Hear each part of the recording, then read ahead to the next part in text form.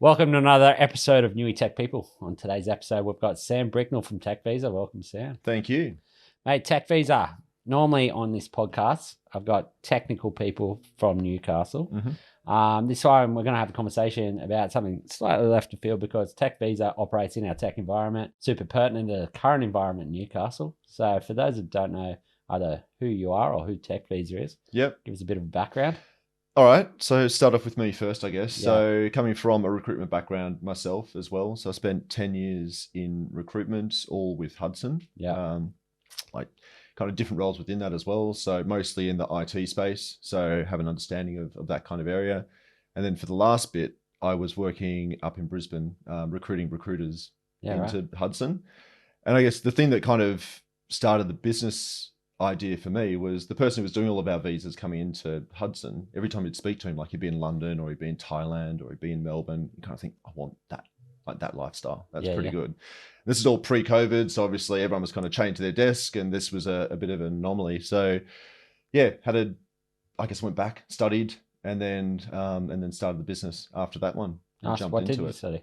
What's that? What did you study? It was migration law. Yeah, right. Yeah. So it's a year course, went back and did that one. And then I guess it's like anything. When you start a business, the first year you go backwards and you're trying to just kind of like clambering for anything you can kind of get through. Yeah. And then we really decided, like we rebranded, went under TechVisa.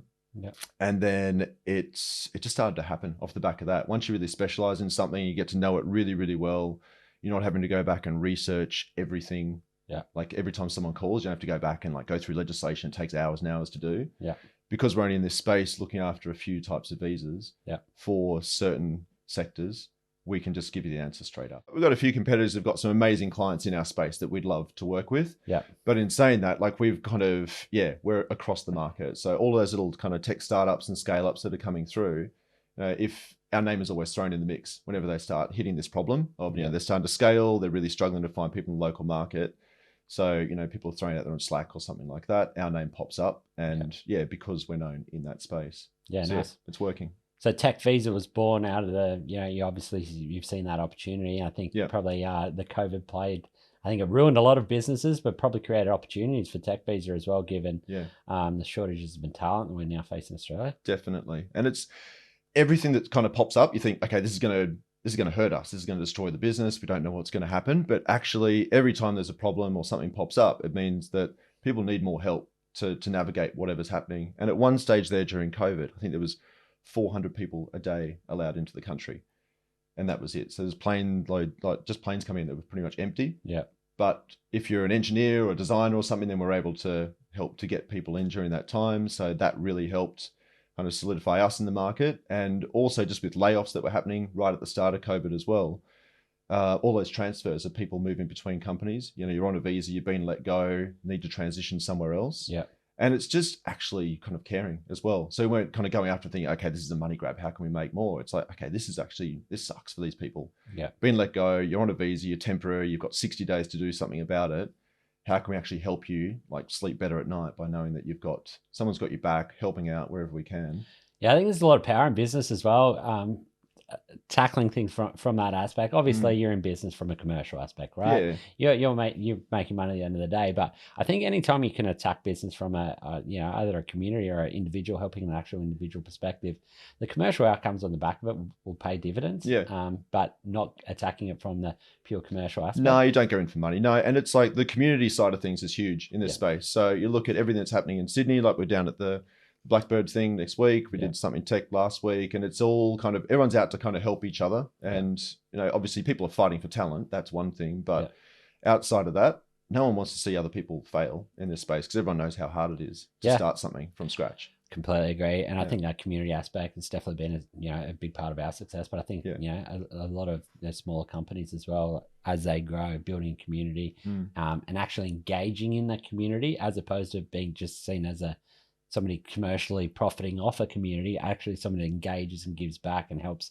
facilitate in that space is that's sort of the differentiator, I think. Yeah, definitely. And the partnerships we've got along the way. So it's nothing is I guess exclusive, but we partner really closely with like Airtree and Blackbird and a few of the other VCs. So Again, it's not like they say you have to use TechVisa, but it's just our name is put out there when companies are having that real struggle. Yeah, nice. Having to hire, yeah.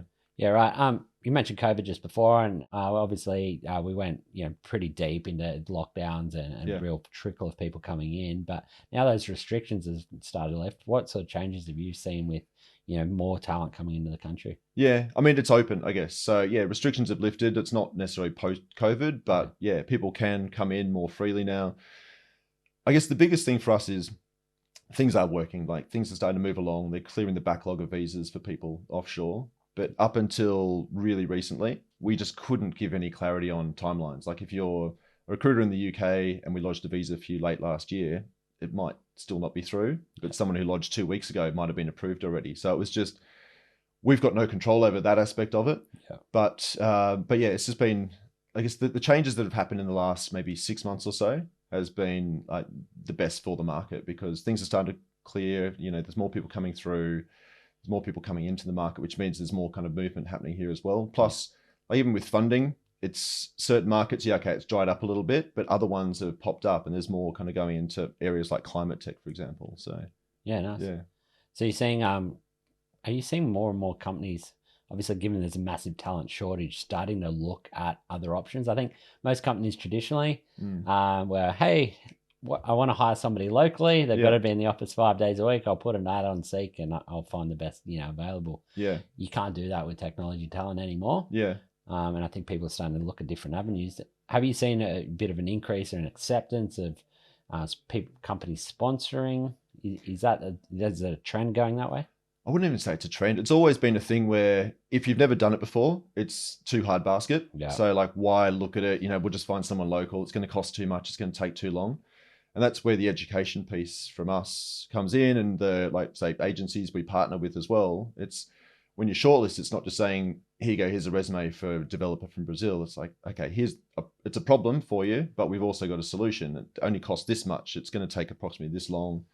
And yeah, they might be an absolute standout in the market as well. So it opens up their talent pool massively if they're open to looking at it. Yeah. But we get it as well. Like you don't want to go through that process if you don't have to. If you can find local talent, 100%, like, and we're up for that as well. Like we want to make sure that everyone gets like the easiest solution, but it's only if you need that really senior person in a market that's not that mature in Australia yet, and you need to get someone in to help to train up those grads underneath, then this is a solution you kind of look at.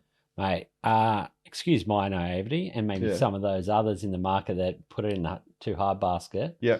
But if I'm in the technology space at the moment looking for a senior engineer, and I've exhausted the market and I need to start looking at these type of options, and what's that process working with somebody like TechVisa look like? So first stage, I guess, is just, give us a call and send through the resume of the people that you're looking at potentially moving ahead with. Yeah. So there's no point in getting in touch necessarily and like setting up if the problem's not there. Like when you find that person, we can do the whole process, like as I guess one piece of work. So say you've got that resume comes through to you from a developer from overseas, say they're from Germany or something. We assess it first for you and just go, okay, yes, they're eligible. We'll come back to you with the best options.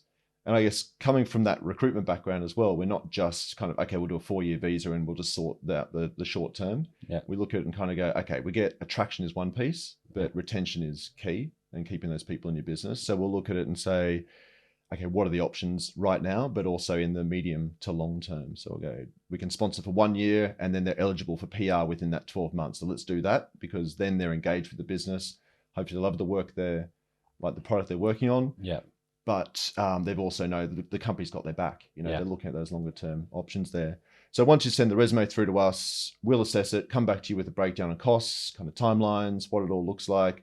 And then it's a decision of whether you move ahead with that person or not. But at least you're not going through 5 or 6 rounds of interviews before saying, oh, okay, we want to do this, then realizing it costs too much or it's not something you want to do. Yeah. We can get to that problem earlier.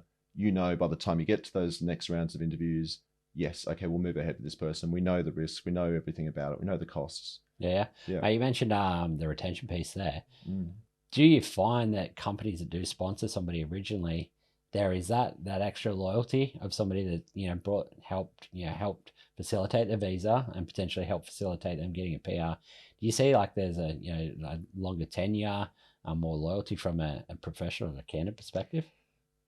It's hard to say because we don't necessarily do the recruitment piece, so we don't Yeah. see the retention of the Aussie citizens and stuff. But yeah, there's an element of it, definitely. And especially if you look at it and you go to them with a plan, it's not just, yeah, we'll sponsor you and we'll look at the other steps down the track. It's like, Yeah. okay, this is our plan. This is what we're doing. We want to keep you here. So yeah, I'd say there is like an element of loyalty there as well. Yeah. Yeah.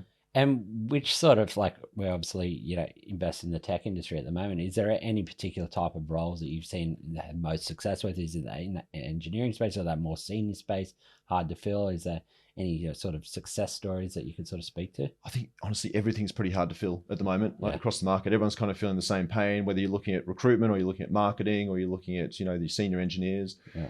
Like, I guess there's a few areas that we really enjoy being in. So there's a company on the Gold Coast called Gilmore Space Technologies. So they're building rockets. So they're actually sending payloads into space, and you just can't find that kind of talent onshore. Yeah. So it's companies like that you look at and go, okay, we know that we're actually helping to build up an entire ecosystem with bringing the right people in to this space. It's like Rocket Lab in New Zealand, you got SpaceX in the US, and they're attracting some of the best talent to come over. And that is creating an entire kind of market of, space technology in Australia. And again, in like climate tech as well, there's one over in Perth that we work with called Ulu, and they grow seaweed, so it's carbon capture. Then they harvest the seaweed and they make plastics from that as well. So it's all this kind of stuff where you just know we're a part of this kind of bigger solution as well, and kind of what's going on. Yeah, and definitely it seems like, it's a partnership model, right? As opposed to, you're actually helping facilitate, these companies and continue to grow their teams as well. Yeah. And it's not just, a company come in, use once, and then, never to be seen again. Yeah. It's more of that partnership model. Definitely. Yeah. Yeah, nice. And that's the fun part about it too. So it means you've got a relationship with the founders. It's ongoing. And, it might be they don't sponsor anybody. They just hire locally. That's amazing. Like, that's great. But down the track, if they do need to, then we're there and we understand their business. We know what's going on. They don't need to, I guess, reinterpret their whole business to another person down the track, because, we've got a stable team, and it just means that, they can come back and say, we're going to need another person in the same thing we did last time. And like, bang, we can make it happen. Yeah, definitely. Yeah. Do you have any thoughts on what's going to happen in the next few years when it comes to this space? Do you just see more and more talent coming in internationally to Australia? Any other thoughts or trends that you might be seeing? I think just mobility is big now. So it's not just about people coming in and sitting at a desk, like you said before. So, and like chained to the desk for 5 days a week, that mobility piece is big. That's why I've just recently opened in Singapore, and we've got somebody who does the US stuff for us as well. So companies can move people around depending on, where the piece of work is, and they can be in the same time zone as the team who's on that piece of work for the business. Yeah. So I think nothing's going to change necessarily. Like, people want to move around, people want to do different things. It just means it's less of, they have to come to Sydney and sit in Sydney because that's where the job is. They could be able to move around a bit more. So hopefully that kind of comes through a bit, where there's a little bit of flexibility in the visas, where you can kind of come and go, but it still counts towards things like permanent residency and stuff. Yeah, I think that's a definite trend that's not going to go away, right? I think COVID changed that, forced everyone fully remote. Yeah. And there's now a bit of a hybrid or, remote first type trend that will continue to go. And I think that's not going to stop. I think now people have been given that freedom and that flexibility. They're not willing to give it back, right? Yeah. Yeah, definitely. And I've noticed too, like a lot of people we speak to, everyone was up for remote first, and now it's kind of coming back around. Like, people quite like the hybrid side of things. So you want to be in the office, you want that kind of bit of camaraderie, you want some kind of community building, and just someone to kind of bounce off every now and then, rather than kind of sitting at home and just communicating over Slack or whatever it is. Yeah, I think there's a part of human nature where, being around other humans as well, continue to play out. And I feel like individuals have gone through the fully remote stage, or fully office stage before, fully remote stage, and now trying to figure out exactly what works for them. Some people continue to say fully remote only, because that's what works for them. And others will find that middle space as well. But I don't think there's too many people out there, knocking on the doors to be back in 5 days a week. No, not really. No, it works well. Mate, there's a few countries now offering visas in around digital nomads as well. Is that something you're seeing, a growing trend, or is that impacting your business at all? So, I mean, it's a trend because, there's a few countries that have kind of brought it up recently. They tend to be kind of those ideal little locations, like Bali, I think, started happening. So for Indo. Yeah, I mean, it doesn't work against us. It's something which, I guess, it's that whole mobility piece. You can't just be in another country like ongoing. So, okay, it's something which is there. It might be an in the meantime type thing, but there's still tax laws around that. So people can't just set up there forever. They still need to move around. So visas are still going to be a thing that people need to access to get into other countries where they want to be longer term too. Yeah, and I think you mentioned before, like the individual part as well. It might not be just going to Bali, live for Bali forever, right? And I think it's the opportunity to go to Bali and potentially spend 12 months there or 6 months there, and then come back as well. And it can work for businesses. So if you've got, say, a sprint happening as part of a piece of work that the company is doing, and the people are in Europe, if they can come into, say, Bali for a short period to be a part of that sprint in the same time zone and not have to deal with some of the visa issues to get into Australia, then that could work as well. But again, you're still remote. So it's still, you don't have that community piece. You don't have that kind of interaction day to day with other people in the office. So it's kind of, it depends on the individual, where they want to be. And some, like you say, happy to be remote, so they can be in Bali, that's fine. Other people just say, no, I want to be around the team. So they come to Sydney or Newcastle or wherever. Yeah, definitely. Yeah. Man, I think the other piece that we're so starting to see more and more of is that diversity within teams as well. And not only diversity from a male and female perspective, but actually diversity of different backgrounds. Yeah. And there's a lot of opinion pieces out there, and there's a lot of success stories around companies building more diverse teams and people from different backgrounds and having successes with that. I think is that a trend, I guess, with again more people coming in internationally that you're seeing in some of the tech teams that you've helped build? Yeah, like I don't see anyone who's doing it like as a deliberate kind of, I guess, hiring strategy or anything. It tends to just be, hire the best person for that role and what you've got open at the moment. And so if it happens to be someone who's from overseas, then great, let's get them in. Yeah. The other thing we kind of see too is if you get, say, for example, one Brazilian developer in, you tend to build out a whole team of Brazilian developers as well, because it's all kind of community and they all tend to know each other. Yeah. Like they went to uni together or something like that. So similar kind of knowledge base and tech stack that they're across. And if you're on something that's working, continue with what's working. Exactly. Yeah. It doesn't always work, but so diversity is kind of, it comes and goes with different teams and everything, but it's, I guess that's part of what we do is, if we're getting people in from overseas, then it does kind of broaden that out a little bit for places too. Yeah, I think so. I think like being in Newcastle technology scene of 10 years ago was traditionally white men and white men only. Yeah. And that's changing. It's slow, but it is definitely changing. But there's definitely significantly more diverse technology teams based in Newcastle than there was 10 years ago. And it's a good thing to see. And I think most of the technology teams that I talk to actually talk super positively about, the different influences and the diversity within the teams and the success they have on the back of that. Yeah. So with the clients we work with, so say up here, you're not deliberately going out trying to like source people from overseas. It's if they happen to come through, it's not just excluding them straight away and saying, it's too difficult, not going to look at it. It's just saying, okay, actually, you know what? It could be good for the business, but actually they're just the best person I can see for the role. So let's explore it in a bit more detail. If it works, it works. If it doesn't, and you decide you just want to go for someone maybe a bit more junior locally, then fair play as well. So I think in Newcastle as well, we have that influence from the university as well, where people do come into the country to study at the University of Newcastle, and then trying to keep those people locally into our local tech ecosystem is something of real benefit, but does play into a lot of those people do tend to have those visa issues, and then companies maybe aren't set up to do that. Yeah, and the good thing is there's been some recent changes too, where if you're an international student, you come out, you finish your course locally at university, then there's the 485 visa, which is like a graduate one, which means that there's no outlay of cost for the business. The people can be in your business for 2 or 3 years, and then they can look at what the next options are after that. So it's and then it's for the person, they get to choose, okay, is Newcastle where I want to be? And for the company, they go, okay, is this the right person for our team? And make sure it just fits from both sides too. Yeah, I think the biggest comment or the issue that you've helped solve is just that it's in the too hard basket. A lot of companies would definitely, this is one step too far for me. I don't know how to do it. Too expensive, too hard. Yeah. Put it to the side. But given the talent shortages of the last couple of years, people are now having to look outside the square. Yeah. And that's where, having conversations with TechVisa, hopefully, simplifies that process and just provides that information up front to it. Yeah. And that's it. Like we don't go in with a sales pitch. It's just that we'll chat through your situation, go, does this work for you? This kind of timeline work for you? This kind of cost work for you? If it does, then great. Yeah, we can help you out.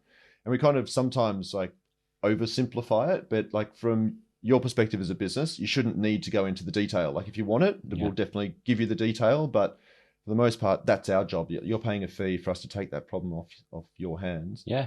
and then we get the outcome for you as well. If there's even things like, writing statements around, what the role is going to be or what the business does, we do all of that stuff. We just send it through for a bit of a quality check and then like signed off on letterhead.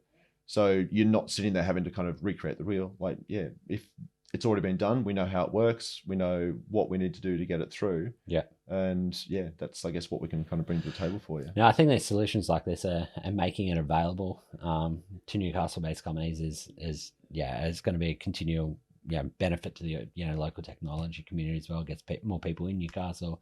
Helps more Newcastle-based companies attract and keep that talent.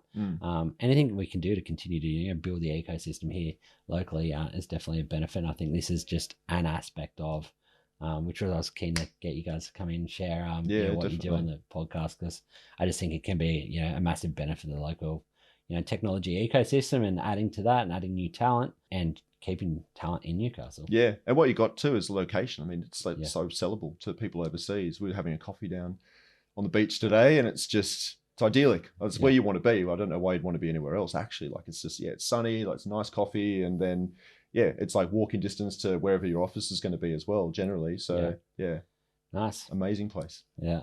Mate, you mentioned right at the start of the conversation today your background. Something I think might be interesting, the technology professionals that we speak to, our audience here, is like that career change. I think a lot of technology professionals go through that. It's not a traditional, has to be go to school, go to university and follow that, direct career path. There's, opportunities, people jump and change. It sounds like you've done that. Obviously you went down the recruitment path, gone back, trained, and then a new career. Can you just give our audience, I guess, an insight into your thought process going through that? Was it just there's an opportunity? Was it a passion? Yeah, it was just scary. That's all I can really say. So when you're first doing it, going back to study, and it's like, okay, I'm going to look at doing this change down the track, but everyone wants to kind of just put their toe in the water and just kind of test it while you're still in your job. Got that security, kids and mortgage and everything as well. So making that jump at that time was pretty full on. I actually got to a point where I was doing a visa for somebody at Hudson, and then I got a call from the business just saying you can't have both. Like, you're working here or you're doing that thing for people who work here. So that was the push I kind of needed. And I was like, okay, cool. So I'm out then. Let's do this. And so I went out with my pipeline was one person for 2K, and that was it. Nothing else kind of on the radar. But it was the best thing I could have done. Because if you're kind of, you're just putting your toe in the water, then it takes a lot longer to kind of ramp up. If you're all in, then you have to make it work. So it was just, a full year of, working in the back room of the house in Brisbane with no air conditioning and no fan, and just kind of trying to make stuff happen. And again, like I said, kind of a lot of tire kickers coming in as well, and just trying to, asking questions of stuff that doesn't actually come off. So you're spending a lot of time on things that just didn't eventuate to anything. And being, I guess, bootstrapped, like, we didn't have funding, obviously. It was my little business, and we're just kind of kicking it all off. And it was just, it had to work. That was really it. So it did. And after a year of just kind of, working pretty hard, and Natasha and I kind of made it to a point where it started to actually get some traction. We had a couple of really good clients that we won in Sydney that all of a sudden started referring us onto other businesses, and then, we were away. Yeah, nice. And I think it's super pertinent to a lot of technology professionals I speak to as well, that, hey, they're in a job day to day, but they've got a passion project to the side, and they're maybe working on that after hours a little bit. They're building a piece of software or an app or something like that. And they want to jump in, but, again, kids and mortgage or other commitments in life that forces you to hold back or stay within that that day-to-day stream. It sounds like the fact that you were nudged over the edge was probably one of the biggest successes for you. It was a good thing for me, but also it's very different. So from a services business point of view, when you do a piece of work, you get paid for it. If you're building a product, then you've got no income until that product's in the market and it gets traction. So really different, and I guess you need a lot more runway as well. If you're building a product, you need engineers and stuff. You can't just sit there and just build it yourself and know that you're covering off like the build and like the UX and the UI, and then the marketing aspect of it all as well. Like, there's so much more involved. So it doesn't necessarily relate perfectly, but the nudge helped me.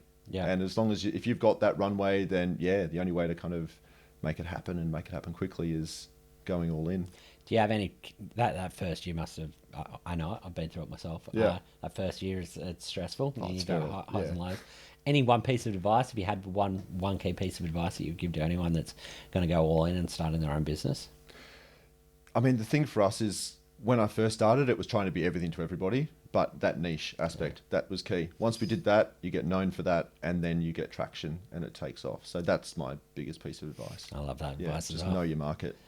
Fantastic, mate. For any Newcastle-based businesses who are struggling for talent attraction, especially in the technology space, may have seen a candidate come across their desk and be like, "Oh, I need a visa, and they need sponsorship. Don't know how to do that. Too hard basket." What's the easiest way to get in contact with you guys, just for a conversation or some more information about that? That's it. So just send us an email. So it's info@techvisa.com.au, and then we can get back in touch with you and just chat through the process.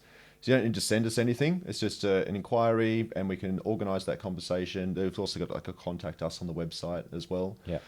And then, from that point, you can make that call of whether you send through the resume, and then we can do that full assessment for you. If you don't even have a resume and you just want to know that you can be set up, so that you can start targeting people who are here on visas, then just get in touch that way as well. Appreciate it, mate. I think that'll be super helpful for some of the companies locally. Yeah, nice one. Appreciate it. Thanks for coming on today. Thank you. Cheers. All right.